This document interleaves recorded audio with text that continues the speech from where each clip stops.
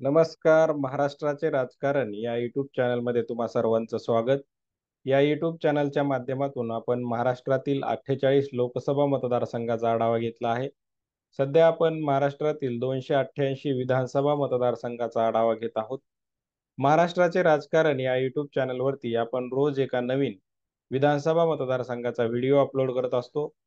तो अपलोड केलेला व्हिडिओ तुम्हाला समजावा, तुमच्या मोबाईलला नोटिफिकेशन यावं, यासाठी या यूट्यूब चॅनलला सबस्क्राईब करा. आज आपण सिंधुदुर्ग जिल्ह्यातील कुडाळ या विधानसभा मतदारसंघाचा आढावा घेणार आहोत. या कुडाळ विधानसभा मतदारसंघाअंतर्गत सिंधुदुर्ग जिल्ह्यातील मालवण आणि कुडाळ या दोन तालुक्यांचा समावेश होतो. 2008च्या परिसीमन आयोगाने मतदारसंघ पुनर्रचना करताना या कुडाळ विधानसभा मतदारसंघास 269 क्रमांक दिलेला आहे.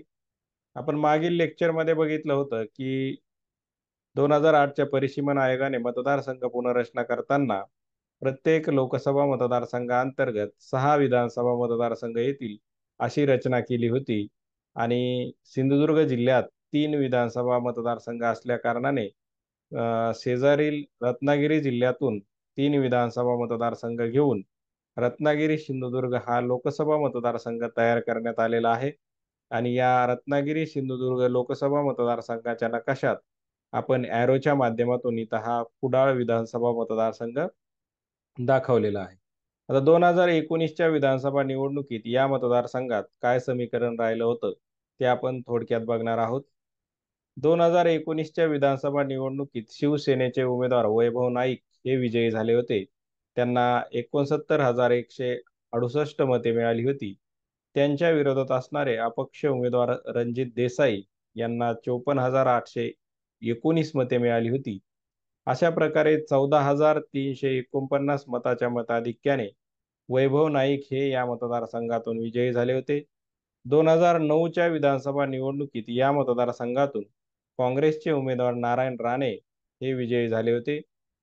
2014च्या विधानसभा निवडणुकीत शिवसेनेचे वैभव नाईक हेच या मतदारसंघातून विजयी झाले होते आणि 2019च्या विधानसभा निवडणुकीत देखील वैभव नाईक हे या मतदारसंघातून विजयी झाले.